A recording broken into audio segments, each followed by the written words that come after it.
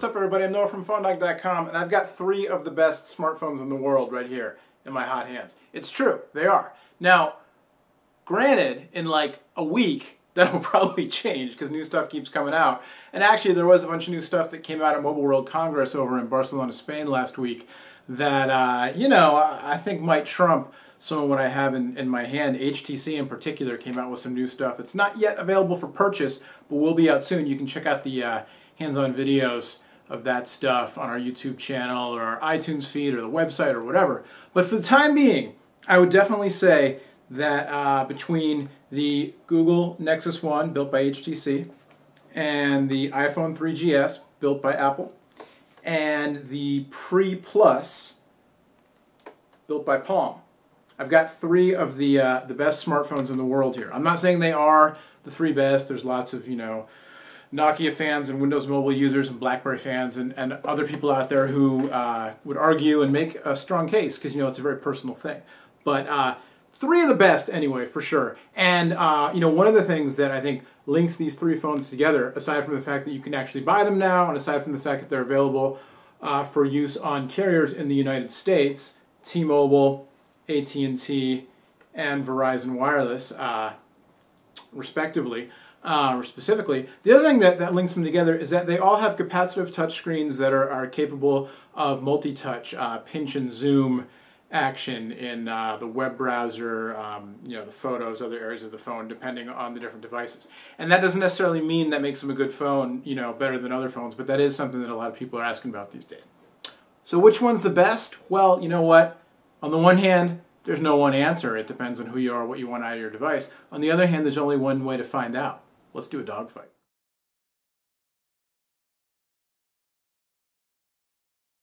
Special thanks to our friends over at Best Buy Mobile who are hooking us up with a couple of Palm Pre Pluses and I think even some Pixie Pluses as well to give away over on PhoneDog's One Pod Bandit. So check that out. You can play, you can spin. You know the deal. I don't need to tell you about it anymore. Best Buy Mobile, no hassle pricing. You don't have to deal with a rebate. You go, you buy your phone, your rebate is automatic, it's instant. You don't have to mail something in, or in my case, forget to mail it in later and wait for your money to show up, or in my case, not show up. So that's pretty cool, no hassle pricing, rebate taken care of when you get the phone. Best Buy Mobile, thanks again to them for hooking us up with a couple of these to review and give away to you on the One Pod Band. All right, so left to right, Apple iPhone 3GS running on AT&T. Google Nexus 1, built by HTC, running on T-Mobile, and Palm Pre Plus, which I apparently forgot to turn the lock screen thingy off of. But those of you who follow my videos know I always forget that. I'm sorry. Palm Pre Plus running on Verizon Wireless. I'm going to try to break this down into segments. Usually in these dogfights, you just kind of go through showing you how the same features work on different phones. But I think for the sake of, you know, trying to compare 3 phones at once that all do so much stuff, I'm going to kind of go, I think, a little more in terms of, you know, which phone might be right for you out of these 3 if you're considering them, and kind of what the pros and cons and similarities and differences are, rather than sort of step through feature by feature. Who knows? 5 minutes from now, I may have abandoned that plan, but let's give it a shot.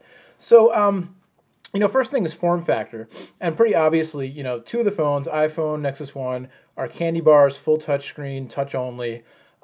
Pre Plus is a slider with a full touchscreen and then a QWERTY board underneath.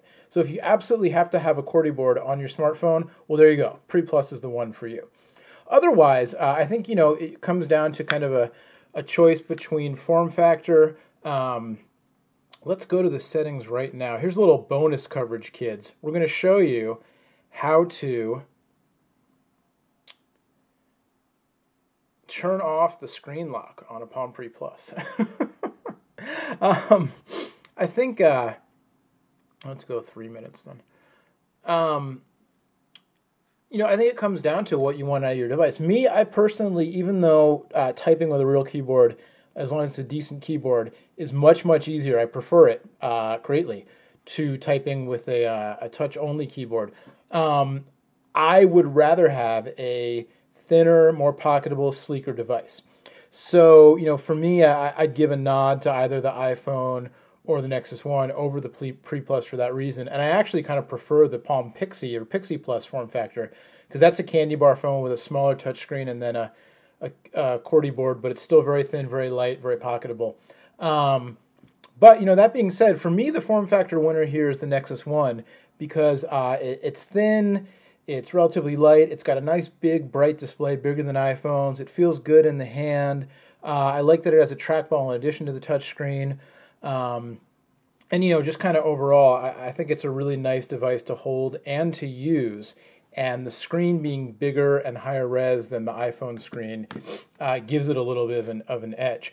A negative, one thing to mention about the Nexus 1 is that the touch-sensitive controls down here can definitely be a little bit tricky, a little bit of a pain sometimes to use. So, bear that in mind. Otherwise, again, form factor-wise, I think they're all pretty good. Palm did a nice job with the Pre Plus over the original Pre of both making the slider mechanism a little more sturdy, a little less wobbly, and also they improved the keyboard. It's more of a Pixie-style keyboard, better action on the keys, which just means that, when you type, they feel more, kind of responsive, and you get better feedback, and you really know that you're typing. It's easier to get the keys that you want. With the original Pre, I didn't like the keyboard very much myself. So there you go. Obviously, the display on the Pre Plus is smaller than the display on the other two phones. They're all I think they're all great displays. Nexus 1 has the AMOLED, the AMOLED technology. In optimal lighting conditions, it's super vivid, super, really just probably the best screen, very bright, very vivid. But in sunlight, it falters, and that's just part of the AMOLED technology. It's a little bit, it's not like any of them are superstars in really bright, direct sunlight, but the Nexus 1, I think, suffers the most. But, screen-wise, I think the Nexus 1 gets the nod because it is the largest and highest res of all the displays. You look at the rest of the phone, sort of hardware-wise. Obviously, with the iPhone, this is the 32 gigabyte model. It comes in 60 and 32 gigs internal storage. No expansion slot. The Pre Plus, you've got 16 gigs of internal storage. The Nexus 1, you're basically just looking at the micro SD card slot.